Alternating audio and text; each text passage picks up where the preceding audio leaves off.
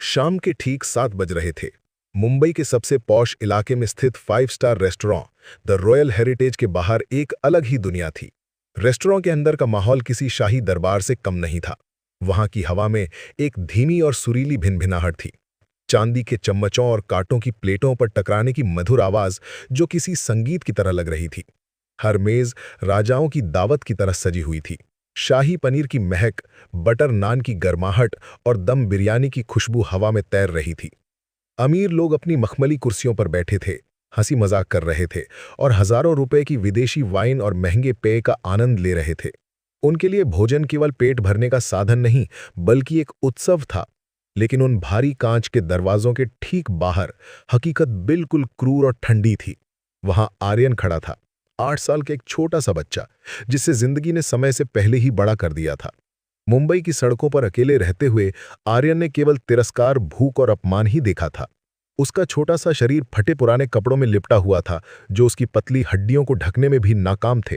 उसके नंगे पैर, जो धूल और मिट्टी से सने हुए थे, ठंडे फुटपाथ पर जमा हुए थे। उसका पेट जोरों से गड़गड़ा रहा था, एक ऐसी दर्दनाक आवाज जो उसकी भूख की चीख थी। लेकिन वह अपने छोटे से जबड़े को भींचकर उसे अनदेखा करने की कोशिश कर रहा था। पिछले 1 घंटे से वो कांच की दीवार के उस पार देख रहा था। वो देख रहा था कि कैसे लोग हंस रहे थे, रसीले कबाब तोड़ रहे थे और अपनी उंगलियों से मसालेदार करी चाट रहे थे। उसकी नन्ही आंखें हर प्लेट पर टिकी थीं, इस उम्मीद में कि शायद, बस शायद कोई अपनी प्लेट में थोड़ा सा खाना छोड़ दे जिसे वो बाद में ले सके। लेकिन उसकी ये उम्मीद अक्सर टूट जाती थी, और इसका कारण थी सिमरन। सिमरन वहां की एक वेटर थी, जिसकी जुबान कैंची की तरह तेज थी। उसने आर्यन को वहां से खदेड़ना अपना मिशन बना लिया था। उसे आर्यन की सूरत से, उसकी फटी हालत से और उसकी मोक भूख से नफरत थी। जब भी वो आर्यन को बचे हुए खाने की तरफ देखते हुए पाती, वो उस पर बरस पड़ती थी। ए गंदी मक्खी, ये रेस्टोरेंट तुम जैसे लोगों के लिए नहीं है। तुम मुझे परेशान करते हो। तुम्हें देखकर मेरा मूड खराब हो जाता है। हमारे ग्राहकों को उल्टी मत करवाओ। आज भी सिमरन पूरी तैयारी के साथ आई थी। पिछले 3 दिनों से उसने ठान लिया था कि वो आर्यन को एक भी दाना नहीं मिलने देगी। आर्यन दरवाजे के एक कोने में दुबक कर खड़ा था, अपने पेट को अपनी बाहों में कसकर पकड़े हुए, इस उम्मीद में कि शायद कोई ग्राहक उसकी आंखों में छिपी भूख को देख ले और उसे अंदर बुला ले। तभी खिड़की के पास वाली मेज पर बैठा एक आदमी अपना खाना खत्म करके उठा। आर्यन की आंखों में चमक आ गई। मेज पर अभी भी एक आधा खाया हुआ बर्गर और लगभग भरी हुई मैंगो लस्सी की बोतल रखी थी। आर्यन का दिल जोर से धड़का। ये उसके लिए आज रात का सहारा बन सकता था। वो आगे बढ़ा, लेकिन सिमरन उससे कहीं ज्यादा तेज थी। उसकी बाज की जैसी नजरों ने आर्यन को आते देख लिया। बिजली की गति से सिमरन आर्यन से पहले उस मेज तक पहुंच गई और उसने वह प्लेट उठा ली। उसने जानबूझकर प्लेट को ऊपर उठाया ताकि आर्यन देख सके कि उसने क्या छीना है। फिर अपने चेहरे पर एक क्रूर मुस्कान के साथ वो बाहर आई और आर्यन की आंखों के सामने ही सारा खाना कूड़ेदान में डाल दिया। आर्यन का दिल बैठ गया, जैसे किसी ने पत्थर मार दिया हो। लेकिन भूख को स्वाभिमान से कोई मतलब नहीं होता। वो धीरे धीरे दबे पांव कूड़ेदान की ओर बढ़ा। उसने सोचा, शायद बर्गर पूरी तरह खराब ना हुआ हो। शायद मैं मिट्टी झाड़कर उसे खा लूं और आज की रात गुजार लूं। लेकिन इससे पहले कि उसके नन्हे हाथ कूड़ेदान तक पहुंचते, एक तीखी आवाज ने सन्नाटे को चीर दिया। वहीं रुक जाओ लड़के। वो सिमरन थी। वो उसकी ओर बढ़ी, उसकी आंखों में घृणा की आग जल रही थी। उसे छूने की हिम्मत भी मत करना, वो गुर्राई। ये एक रईस जगह है, तुम जैसे सड़क के गंदे कीड़े यहां नहीं जचते। उसके शब्द किसी थप्पड़ से भी ज्यादा गहरे घाव कर गए। आर्यन वहीं जम गया। उसके हाथ कांपने लगे। उसने डरते हुए 2 कदम पीछे लिए, फिर 3। उसका पेट फिर से दर्द से कराह उठा, लेकिन इस बार अपमान की चोट भूख से ज्यादा गहरी थी। उसकी आंखों में आंसू भर आए। वह मुड़ा और मुख्य प्रवेश द्वार के पास जाकर अंधेरे में बैठ गया। अपने छोटे से शरीर को सिकोड़कर एक दुख की गठरी जैसा बन गया। उसका सिर झुका हुआ था, होंठ कांप रहे थे, लेकिन उसका पेट अब भी चीख रहा था। उसे नहीं पता था कि आज की रात वो कैसे काटेगा। कांच के दरवाजे के उस पार, अपनी बेबसी की चादर में सिमटे हुए आर्यन की नजरें अचानक एक खास मेज पर जाकर टिक गईं।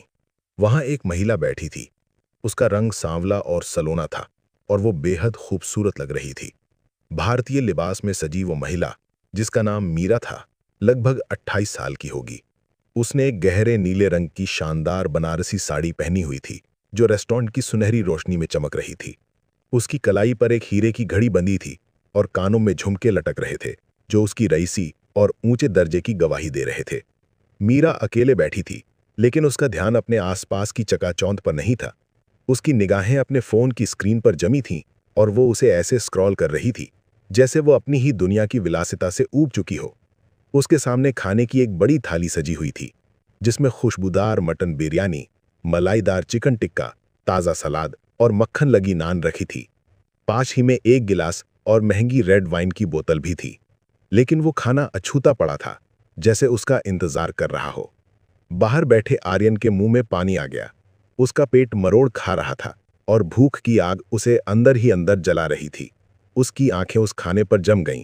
उसके मन में एक विचार आया, बस एक बार, उसने सोचा, बस एक बार कोशिश करके देखता हूं। अगर मैं कोशिश करूं तो शायद वो मुझे कुछ दे दे, और अगर नहीं भी देती तो कम से कम मैंने कोशिश तो की होगी। अगर मैं हाथ पर हाथ रखकर बैठा रहा तो वैसे भी मुझे कुछ नहीं मिलने वाला। आर्यन खुद से फुसफुसाया, क्योंकि वो नकारे जाने का आदी हो चुका था। उसने एक सिपाही की तरह अपने मौके का इंतजार किया। उसने देखा कि वेटर दूसरे ग्राहकों की सेवा में व्यस्त थे और सिमरन, वो निर्दयी वेटर, आसपास कहीं नजर नहीं आ रही थी। शायद वो किचन में कोई ऑर्डर लेने गई थी। यही सही समय है, आर्यन ने सोचा। उसने अपनी बची खुची हिम्मत जुटाई और अपने नंगे धूल सने पैर रेस्टोरेंट के दूधिया सफेद संगमरमर के फर्श पर रख दिए। जैसे ही वो अंदर दाखिल हुआ, माहौल बदल गया। वहां मौजूद रईस लोगों के सिर उसकी तरफ घूम गए। उनकी बातें रुक गईं और चेहरे पर हैरानी के भाव घृणा में बदलने लगे। ये यहां कहां से आ गया? पास बैठी एक महिला ने अपनी कांटा छोड़ते हुए जोर से कहा। उसकी आवाज में खौफ था। क्या सिक्योरिटी गेट पर सो रही है? दूसरी महिला ने अपनी नाक पर रुमाल रखते हुए मुंह बनाया। छी, कितनी बदबू है।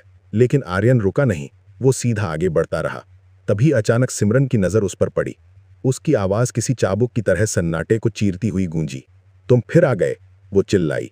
मैंने तुम्हें पहले भी कहा था, ये जगह तुम जैसे सड़क छाप लोगों के लिए नहीं है। वो गुस्से में उसकी ओर लपकी। आर्यन का दिल जोरों से धड़क रहा था, लेकिन इस बार उसने भागने के बजाय कुछ ऐसा किया जिसकी किसी को उम्मीद नहीं थी। सिमरन के उसे पकड़ने से ठीक पहले वो आगे बढ़ा और मीरा की मेज के पास जाकर घुटनों के बल बैठ गया। मैडम, उसने बहुत ही धीमी और कांपती हुई आवाज में कहा। मीरा ने चौंक कर अपने फोन से नजरें हटाईं। उसने देखा कि उसकी मेज के बेदाग सफेद मेजपोश के पास एक छोटा सा लड़का बैठा है। नाजुक, गंदा, नंगे पैर और ठंड से ठिठुरता हुआ। उसकी त्वचा रूखी थी, कपड़े फटे थे और उसके गले में एक पुराना मटमैला थैला लटक रहा था। फिर आर्यन ने जो कहा, उसने वहां मौजूद हर इंसान को सन्न कर दिया। उसकी बड़ी बड़ी मासूम आंखों में आंसू तैर रहे थे। क्या क्या आप अपना बचा हुआ खाना मुझे देंगे? मीरा का दिल जैसे पिघल गया। आर्यन ने शर्मिंदगी से सिर झुकाते हुए जोड़ा। माफ कीजिए मैडम, मैंने 3 दिन से कुछ नहीं खाया है। उसकी आवाज में इतना दर्द था कि मीरा की रूह कांप गई। तभी सिमरन वहां धमकी। उसने आर्यन का पतला हाथ जोर से पकड़ा, उसे वहां से घसीट कर बाहर फेंकने के लिए तैयार थी। लेकिन इससे पहले कि वो उसे खींच पाती, मीरा ने अपनी उंगली उठाई। एक साधारण सा इशारा, लेकिन उसमें गजब की ताकत थी। रुको, मीरा ने दृढ़ता से कहा, उसे छोड़ दो। सिमरन का हाथ हवा में ही थम गया। मीरा की उंगली का वो इशारा किसी अदृश्य दीवार की तरह उसके सामने खड़ा हो गया था। रुको, मीरा ने अपनी शांत लेकिन सख्त आवाज में दोहराया, उसे छोड़ दो। सिमरन भ्रमित होकर वहीं खड़ी रही। उसकी समझ में नहीं आ रहा था कि एक इतनी रईस महिला इस गंदे से सड़क छाप लड़के की तरफदारी क्यों कर रही है। मीरा ने एक पल के लिए सिमरन को अनदेखा किया और अपनी नजरें वापस उस छोटे से लड़के आर्यन पर टिका दीं। उसका दिल जोरों से धड़क रहा था। अचानक अतीत की धुंधली यादें उसके दिमाग में बिजली की तरह कौंध गईं। उसे अपना बचपन याद आ गया, जब वो खुद मुंबई की बारिश में भीगते हुए बेकरी के बाहर डस्टबिन में फेंके गए जले हुए पाव के टुकड़ों को ढूंढती थी ताकि अपने भाई बहनों का पेट भर सके। वो उस भूख को पहचानती थी, उस अपमान को जानती थी जो पेट की आग के साथ मुफ्त मिलता है। वो जानती थी कि जब दुनिया आपको अदृश्य मान लेती है तो कैसा महसूस होता है। लेकिन सिमरन अभी भी अपनी बात पर अड़ी थी। उसे लगा कि शायद मैडम को समझ नहीं आया है। मैडम, ये बदबू मार रहा है, सिमरन ने नाक से कोड़ते हुए कहा। उसकी आवाज में घृणा स्पष्ट थी। ये रोज यहाँ आता है लोगों का जूठा खाना चुराने। ये बीमारियों का घर है, ये आपको संक्रमित कर देगा मैडम, इसे यहाँ से। फिक्र मत करो, मीरा ने उसे बीच में ही काट दिया। उसकी आवाज अब और भी गंभीर हो गई थी, जिसमें एक ऐसा अधिकार था जिसे टाला नहीं जा सकता था। एक और प्लेट लाओ। सिमरन ने अपनी पलकें झपकाईं, जैसे उसे अपने कानों पर विश्वास ना हो। जी, माफ कीजिए, तुमने मुझे सुना? मीरा ने सिमरन की आंखों में आंखें डालकर कहा। उसके लिए एक और प्लेट लाओ और सुनो, जो सबसे बेहतरीन खाना तुम्हारे किचन में है वही लाना, बल्कि मेरी थाली से भी बेहतर होना चाहिए, और जल्दी करो। आर्यन की आंखें आश्चर्य से फैल गईं। उसका छोटा सा मुंह खुला का खुला रह गया। सच में? उसने अविश्वास से पूछा। उसे लगा शायद वो कोई सपना देख रहा है या ये अमीरों का कोई भद्दा मजाक है। मीरा उसके पास झुकी और मुस्कुराई, एक ऐसी मुस्कान जिसमें माँ जैसी ममता थी। हाँ बेटा, उसने कहा। तुम्हारा नाम क्या है? आर्यन, उसने धीरे से जवाब दिया। बहुत प्यारा नाम है, मीरा ने कहा। आओ आर्यन, मेरे पास कुर्सी पर बैठो। उसने अपनी बगल वाली खाली मखमली कुर्सी की ओर इशारा किया। आर्यन हिचकिचाया। उसने अपने गंदे कपड़े देखे और फिर उस साफ सुथरी शाही कुर्सी को देखा। वो अभी भी तय नहीं कर पा रहा था कि यह हकीकत है या छलावा। क्या आप मजाक तो नहीं कर रही? तभी एक कर्कश ताने भरी आवाज ने उस कोमल पल को तोड़ दिया। यह सिमरन थी। उसका धैर्य जवाब दे गया था। यह बेहद शर्मनाक है, वो फुफकारी। उसका चेहरा गुस्से से लाल हो गया था। एक करोड़पति महिला एक सड़क के भिखारी के साथ बैठकर खाना खाएगी? यह हमारे रेस्टोरेंट की तौहीन है, हमारे स्टैंडर्ड के खिलाफ है। मीरा का चेहरा बदल गया। उसकी आंखों से नरमी गायब हो गई और उसकी जगह एक शेरनी जैसी आक्रामकता ने ले ली। वो धीरे से अपनी कुर्सी पर सीधी हुई और सिमरन की ओर मुड़ी। बस, मीरा ने बेहद धीमी लेकिन बर्फीली आवाज में कहा। अगर तुमने इस बच्चे के बारे में एक और अपमानजनक शब्द कहा तो मैं वादा करती हूं, मैं अपनी पहचान और संपर्कों का इस्तेमाल करके तुम्हें अभी इसी वक्त नौकरी से निकलवा दूंगी। सिमरन की आंखें डर के मारे फैल गईं। हॉल में सन्नाटा छा गया। मैं सुनिश्चित करूंगी कि मुंबई का हर रेस्टोरेंट, हर होटल, हर बड़ा संस्थान तुम्हारा नाम जान जाए। तुम्हें इस शहर में दोबारा कभी नौकरी नहीं मिलेगी। अब चुपचाप उस किचन में जाओ और इस बच्चे को उसी सम्मान के साथ सर्व करो जैसा तुम यहां आने वाले किसी मंत्री या बिजनेसमैन को करती हो। बल्कि उसके लिए एक ताज़ा संतरे का जूस भी लाना, उसे एक साफ गिलास में डालना और ऐसे पेश करना जैसे तुम किसी राजा के बेटे को परोस रही हो। जाओ। सिमरन वहां बुत बनकर खड़ी रही। शर्मिंदगी से उसके गाल जल रहे थे। उसकी सारी हिकड़ी निकल चुकी थी। बिना एक शब्द बोले उसने सिर झुकाया और तेजी से किचन की ओर मुड़ गई। जैसे ही वो गई, पास की मेज से एक महिला ने बुदबुदाया, जिसे मीरा ने साफ सुन लिया। छी, ये कितना घिनौना है, खाना खराब कर दिया। मीरा रुकी। उसने पूरे रेस्टोरेंट पर एक नजर डाली। वो महसूस कर सकती थी कि कैसे चारों तरफ बैठी सभ्य और अमीर भीड़ उसे और आर्यन को घूर रही थी। उनकी नजरों में सवाल थे, हिकारत थी और असहमति थी। लेकिन मीरा को अब किसी की परवाह नहीं थी। उसने अपना सिर ऊंचा किया और इतनी तेज आवाज में बोली कि पूरा हॉल सुन सके। आप सब ऐसे घूर रहे हैं, शायद आपको खुद से ये पूछना चाहिए, क्यों एक छोटे से बच्चे को हर रोज एक रेस्टोरेंट के बाहर बैठना पड़ता है, इस उम्मीद में कि शायद कोई अपनी प्लेट में थोड़ा सा खाना छोड़ दे? क्या ये घिनौना नहीं है? पूरे रेस्टोरेंट में सन्नाटा छा गया, जैसे किसी ने पर्दे गिरा दिए हों। लोग अपनी नजरें चुराने लगे। पूरे रेस्तरां में एक भारी सन्नाटा छाया हुआ था।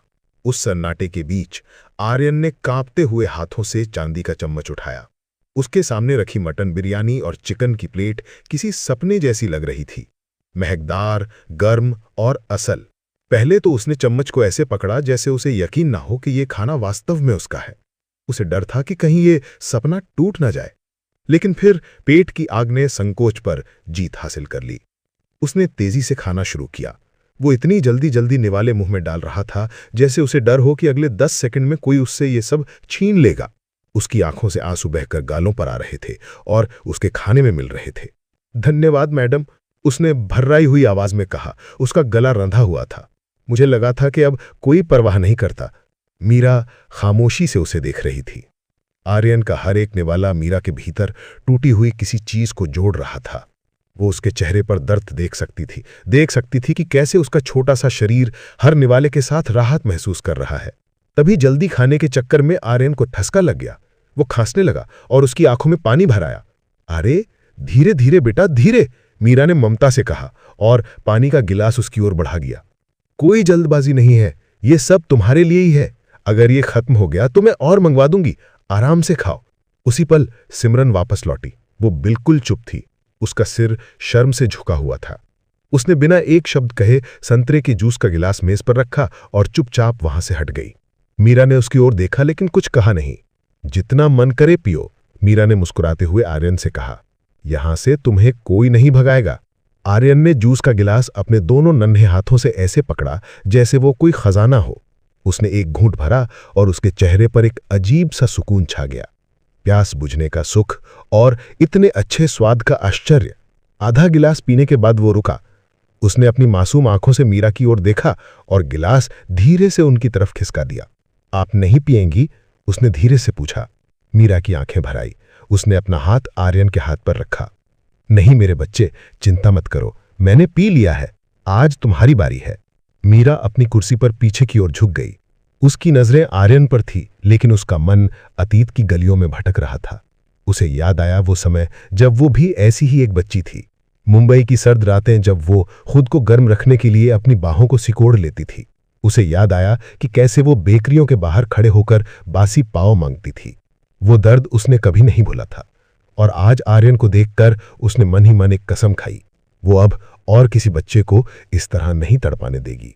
आर्यन ने चिकन का आखिरी टुकड़ा खाया और अपनी उंगलियां चाटने लगा।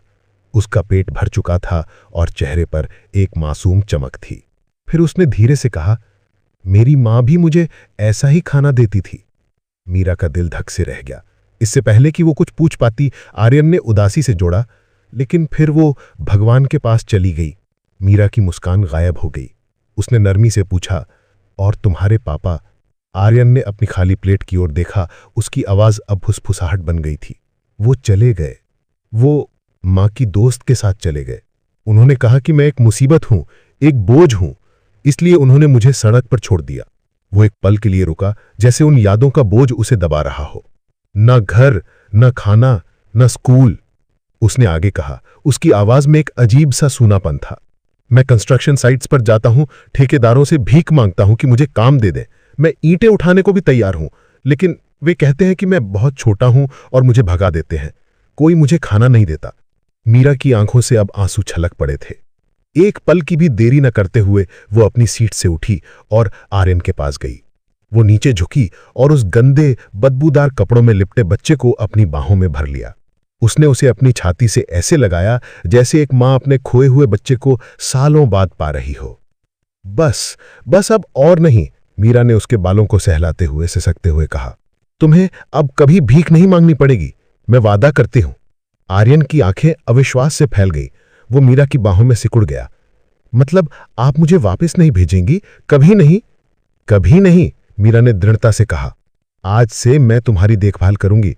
तुम्हें नए कपड़े मिलेंगे, स्कूल जाओगे और रोज सुबह नाश्ते में गर्म पराठे और दूध मिलेगा। आर्यन का चेहरा ऐसे खिल उठा जैसे अंधेरे कमरे में मोमबत्ती जला दी गई हो। मैं वादा करता हूं, मैं अच्छे से रहूंगा, उसने जल्दी से कहा, जैसे उसे डर हो कि यह ऑफर वापस ले लिया जाएगा। मैं आपको बिल्कुल परेशान नहीं करूंगा। मीरा ने उसे और कसकर गले लगा लिया। तुम पहले से ही बहुत अच्छे हो बेटा, तुम्हें मुझे कुछ साबित करने की जरूरत नहीं है। दोनों उस भावनात्मक पल में खोए हुए थे, लेकिन किस्मत ने उनके लिए एक और परीक्षा रखी थी। तभी किचन के दरवाजे से एक भारी और गुस्से वाली आवाज आई जिसने उस पल को तोड़ दिया। किचन के दरवाजे से एक भारी भरकम आदमी बाहर निकला। वो द रॉयल हेरिटेज का मैनेजर मिस्टर खन्ना थे। उनका चेहरा गुस्से से तमतमाया हुआ था और उनकी नजरें सीधे आर्यन पर गड़ी थीं, जो अभी भी मीरा के गले लगा हुआ था। मिस्टर खन्ना तेजी से उनकी मेज की ओर आए। ये क्या तमाशा है? ये गंदा, बदसूरत और बदबूदार लड़का इस 5 स्टार रेस्टोरेंट में क्या कर रहा है? किसने इसे अंदर आने दिया? उनकी आवाज में इतनी कड़वाहट थी कि आर्यन डर के मारे मीरा के पीछे छिप गया। मीरा का सिर झटके से ऊपर उठा। उसकी आंखों में अब आंसू नहीं, बल्कि एक ऐसी आग थी जिसे देखकर मैनेजर के कदम भी ठिठक गए। अपनी जुबान पर लगाम लगाइए मिस्टर खन्ना, मीरा ने शेरनी की तरह दहाड़ते हुए कहा। उसे वो सब मत कहिए। वो न तो गंदा है, न ही बदसूरत। वो एक बच्चा है और उसका एक नाम है, उसका नाम आर्यन है। पूरे रेस्टोरेंट में फिर से सन्नाटा छा गया, इतना गहरा सन्नाटा कि आप छत के एसी की हल्की आवाज और किसी के हाथ से गिरे चम्मच की खनक भी सुन सकते थे। मीरा अपनी कुर्सी से उठी, आर्यन का हाथ कसकर थामे हुए। उसने हॉल में बैठे हर शख्स की ओर देखा। ये बच्चा सिर्फ 8 साल का है, मीरा ने अपनी बात जारी रखी। उसकी आवाज अब कांप नहीं रही थी, बल्कि उसमें एक गूंज थी। ये इन सड़कों पर अकेला भटक रहा था। जब हम में से कुछ लोग यहाँ बैठकर 10-10 हजार रुपए का खाना ऑर्डर करते हैं और आधा प्लेट में छोड़ देते हैं, तब हमें जरा भी ख्याल नहीं आता। हम महंगी वाइन पीते हैं, लेकिन बाहर खड़े प्यासे बच्चे को पानी तक नहीं पूछते। उसने एक पल के लिए रुककर चारों ओर देखा। आप लोग इसे गंदा कहते हैं? असली गंदगी उसके कपड़ों पर नहीं, हमारी सोच में है, जो हमें इंसान को इंसान समझने से रोकती है। वहां मौजूद रईस लोग अपनी कुर्सियों में सिकुड़ गए। उनके चेहरों पर अपराध बोध साफ छलक रहा था। यहां तक कि सिमरन, जो अभी भी काउंटर के पास खड़ी थी, उसका सिर शर्म से झुक गया। उसकी आंखों में पछतावे के आंसू थे। पूरा रेस्टोरेंट शांत था, किसी अमीर के डर से नहीं बल्कि एक करुणा के सच्चे कार्य के सामने नतमस्तक होकर। मीरा नीचे झुकी और आर्यन के गाल को चूमा। तुम कोई मुसीबत नहीं हो बेटा, उसने फुसफुसाया। तुम एक बच्चे हो और तुम सिर्फ एक वक्त के खाने के ही नहीं बल्कि एक पूरे जीवन, प्यार और देखभाल के हकदार हो। जैसे ही मीरा आर्यन का हाथ पकड़कर उसे बाहर ले जाने के लिए मुड़ी, कई लोग अपनी जगहों पर खड़े हो गए, विरोध करने के लिए नहीं बल्कि सम्मान देने के लिए। तभी पास की मेज से एक बुजुर्ग व्यक्ति जो शहर के जाने माने उद्योगपति थे आगे आए। वे मीरा और आर्यन के पास रुके। बेटा, उन्होंने मीरा से कहा, मैं तुम्हारे इस नेक काम में कुछ मदद करना चाहता हूं। उन्होंने अपनी जेब से एक लिफाफा निकाला और मीरा के हाथ में थमा दिया। ये इस बच्चे के लिए है, उसकी नई शुरुआत के लिए। लिफाफे में काफी नकद राशि थी। मीरा ने कृतज्ञता से सिर हिलाया और हाथ जोड़कर उनका धन्यवाद दिया। वो आर्यन को लेकर बाहर आई, जहां उसकी चमचमाती कार खड़ी थी। दरबान ने जल्दी से दरवाजा खोला। आर्यन ने एक बार पीछे मुड़कर उस रेस्टोरेंट और उस कांच की दीवार को देखा जिसके पीछे उसने अपनी जिंदगी के सबसे बुरे और सबसे अच्छे पल बिताए थे। फिर वो कार में चढ़ गया, अपनी आंखों को पोंछते हुए अभी भी यकीन नहीं कर पा रहा था कि ये सब सच है। जैसे ही कार मुंबई की रात में आगे बढ़ी, पीछे छूटता हुआ रेस्टोरेंट कार के शीशे में धुंधला होता गया। वो पल आर्यन के लिए सब कुछ बदल देने वाला था। एक भूखा लड़का जो कुछ देर पहले तक जूठन के लिए तरस रहा था, अब एक सुरक्षित भविष्य की ओर बढ़ रहा था। ये सब सिर्फ इसलिए संभव हुआ क्योंकि एक इंसान ने रुकने का फैसला किया। एक इंसान ने कहा, तुम इससे बेहतर के हकदार हो। कभी कभी सबसे बड़ा उपहार जो आप किसी को दे सकते हैं वो पैसा नहीं बल्कि दयालुता है। एक छोटा सा करुणा का कार्य, बिना किसी निर्णय के किसी को सुनना या किसी भूखे को खाना खिलाना किसी की पूरी जिंदगी बदल सकता है। गाड़ी की पिछली सीट पर आर्यन धीरे धीरे मीरा के कंधे पर सिर रखकर सो गया, एक ऐसे बच्चे की तरह जिसे आखिरकार अपना घर मिल गया हो। और मीरा ने मुस्कुराते हुए बाहर शहर की रोशनी को देखा, ये जानते हुए कि आज की रात सिर्फ आर्यन की नहीं बल्कि उसकी अपनी रूह भी भूख से मुक्त हो गई थी। दोस्तों, आपको ये कहानी कैसी लगी? अपनी राय हमें कमेंट में जरूर बताइए। अगर कहानी अच्छी लगी हो तो वीडियो को लाइक कीजिए और अपने दोस्तों के साथ शेयर करना ना भूलिए। और हाँ, आप ये वीडियो कहाँ से देख रहे हैं? अपने प्यारे गांव या शहर का नाम भी कमेंट में जरूर लिखिए। ऐसी ही और दिल छू लेने वाली कहानियां सुनने के लिए हमारे चैनल पहली दफा स्टोरीज को सब्सक्राइब करना ना भूलें। मिलते हैं अगली कहानी के साथ, तब तक के लिए जय हिंद।